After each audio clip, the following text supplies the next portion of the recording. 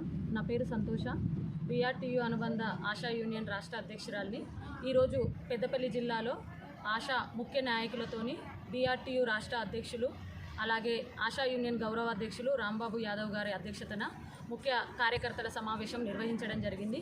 ఈ సమావేశం ఏర్పాటు చేయడానికి ముఖ్య ఉద్దేశం ఏంటి అంటే ఆశా వర్కర్లు ఎదుర్కొంటున్న సమస్యలు అంటే ఫీల్డ్ లెవెల్లో ఎదుర్కొంటున్న సమస్యలకు సంబంధించి వాటి పరిష్కారం దిశగా ఎలా ముందుకు నడవాలి, అలాగే కాంగ్రెస్ ప్రభుత్వం మేనిఫెస్టోలో పెట్టిన 2 డిమాండ్లు ఏవైతే ఉన్నాయో ఆశాలకు 18,000 వేతనము అలాగే ఉద్యోగ భద్రత కల్పిస్తానని మాట ఇవ్వడం జరిగింది. కాంగ్రెస్ ప్రభుత్వము ఎన్నికల మేనిఫెస్టోలో పెట్టడం జరిగింది.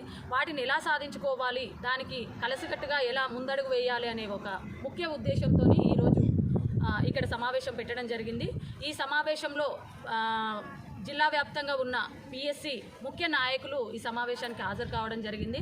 మేము ఇక్కడ బీఆర్టీయూ అనుబంధంగా ఆశా రాష్ట్ర కమిటీ ఆధ్వర్యంలో ఈ ముఖ్య నాయకులతో మాట్లాడింది ఏంటి అంటే చర్చించింది ఏంటి అని అంటే మన సమస్యలను ఎదుర్కోవడానికి గత ప్రభుత్వంలో ఎలా అయితే మనం ఎదుర్కొన్న సమస్యలు ఏంటి, ఆ సమస్యలకు ముందడుగు ఎలా వేశాము, కలిసికట్టుగా ముందుకు నడిచి ఎలా సాధించుకున్నాము, ఇప్పుడు ఈ ప్రభుత్వంలో ఎలా ముందుకు నడవాలి, మేనిఫెస్టో డిమాండ్లు ఎలా సాధించుకోవాలి, సమస్యలకు పరిష్కారం దిశగా ఎలా ముందుకు నడవాలనే దాని మీద తీర్మానం చేసుకోవడం జరిగింది.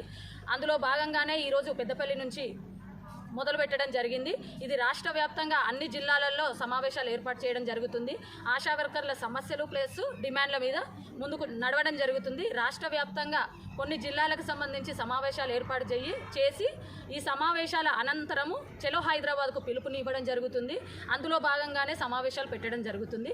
ఖచ్చితంగా గత ప్రభుత్వంలో ఎలాగైతే మేము ఎంత వస్తుందో ఎప్పుడు వస్తుందో తెలియని రోజుల నుంచి ఈరోజు ఫిక్స్డ్గా 9,900 ఆశా అకౌంట్కు జమ అయ్యే పరిస్థితికి తీసుకొచ్చాము బీఆర్టీయూ అనుబంధంగా ఉండి.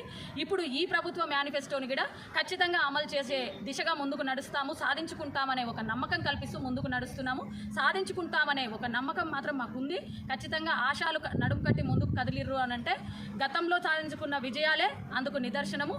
ఇప్పుడు ఈ డిమాండ్లు కూడా సాధించుకుంటామనే ఒక నమ్మకాన్ని కల్పిస్తూ ముందుకు నడుస్తున్నాము. త్వరలోనే సాధించుకుంటాము.